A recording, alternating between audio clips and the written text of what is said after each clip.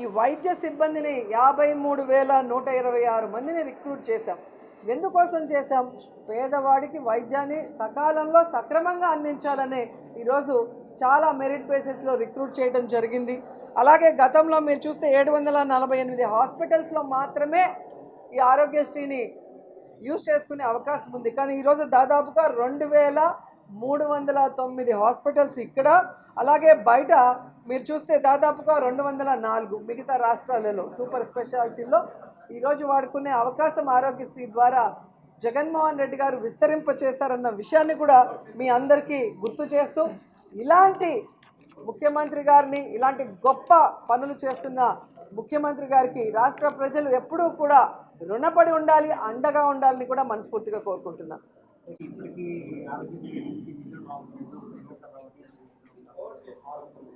ఆరోపణలు, అపోహలకి ఆన్సర్ చెప్పలేము. ఇంతవరకు మీరు చూస్తే చంద్రబాబు నాయుడు పెట్టి వెళ్ళిన బకాయిల్ని కూడా జగన్మోహన్ రెడ్డి గారే అన్ని డిపార్ట్మెంట్లో క్లియర్ చేసి సక్రమంగా ఈ ప్రభుత్వంలో అన్నీ కూడా అందిస్తున్నారు. కాబట్టి అపోహలు అనే కన్నా ఏ హాస్పిటల్ అనేది మీరు ఐడెంటిఫై చేసి మీరు వెళ్ళి వెరిఫై చేసి మాకు చెప్తే మేము కూడా ఆన్సర్ చెప్తాను.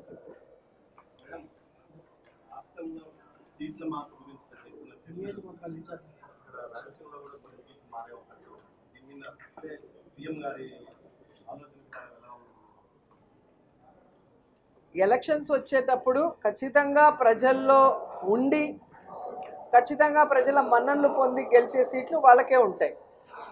కొన్ని ఎమ్మెల్యేలు, మినిస్టర్ల విషయాలకు వచ్చినప్పుడు మినిస్టర్స్ ఆల్రెడీ ఆ కాన్స్టిట్యున్సీలో వాళ్ళు బలంగా ఉంటారు. కాబట్టి ఒకవేళ కొందరిని పక్క కాన్స్టిట్యున్సీకి మార్చినా ఆ 2 కాన్స్టిట్యున్సీని గెలిపించే బాధ్యత ఆ మినిస్టర్ల మీద పెట్టడం అనేది మనం గమనిస్తున్నాం. అండ్ మూడవది, నిజంగానే ఎవరికైనా సీటు లేదు అంటే 4.5 సంవత్సరాలు మనకి అవకాశం ఇచ్చారు. అండ్ ఎమ్మెల్యేలు, ఎమ్మెల్సీలు, ఎంపీల మీటింగ్స్ ఏదైతే గడప గడపకి మన ప్రభుత్వ కార్యక్రమం మీటింగ్స్ జరిగినప్పుడు క్లియర్ కట్గా జగన్మోహన్ రెడ్డి గారు చిన్న పిల్లలకు చెప్పినట్టు చెప్పారు.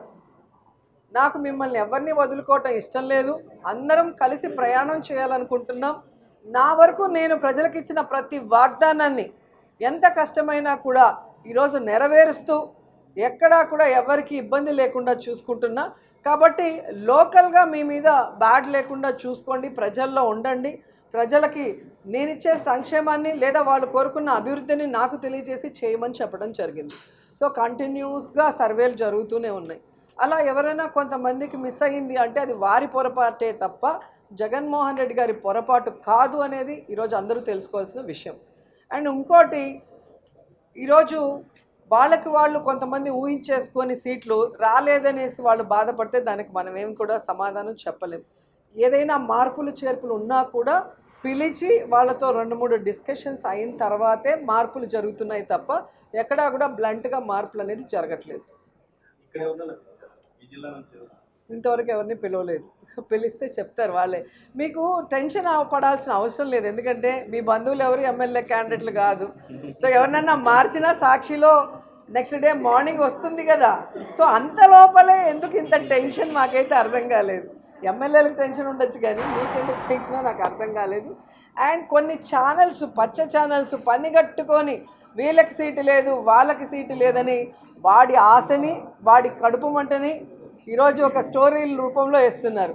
వాళ్ళకి నేను చెప్పేది ఒక్కటే, మీరు ఎంత కడుపు నొప్పితో ఎన్ని స్టోరీలు వేసినా మీ మాటను బట్టి జగన్మోహన్ రెడ్డి గారి సీటు ఇవ్వరు, మార్చరు.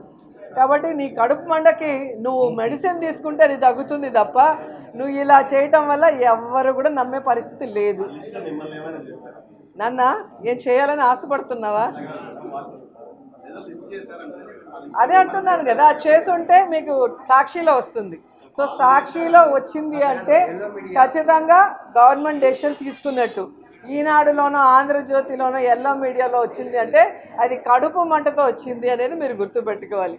ఈరోజు పవన్ కళ్యాణ్కి కానీ చంద్రబాబు నాయుడుకి కానీ ఎవరికి ఎన్ని సీట్లో వాళ్ళకే తెలియట్లేదు, ఎంతవరకు సీట్లు పంచుకున్నది లేదు.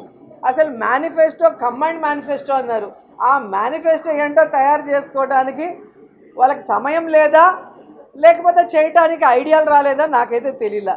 ఒక చోట నించోటానికే భయపడి చేస్తున్నారు చంద్రబాబు నాయుడు, పవన్ కళ్యాణ్ ఇద్దరు 2 చోట్ల నించోవాలనుకుంటున్నారు. సో ఎక్కడి నుంచో అలా ఎలా గెలవాలా, ఎవరికి ఎన్ని సీట్లు తెలియని వాళ్ళు మాకు సీటు ఉందా లేదా అని చెప్పి ప్రచారం చేస్తున్నారంటే ఇది జబర్దస్త్ని మించిన కామెడీగా ఉంది తప్ప మరొకటి లేదు.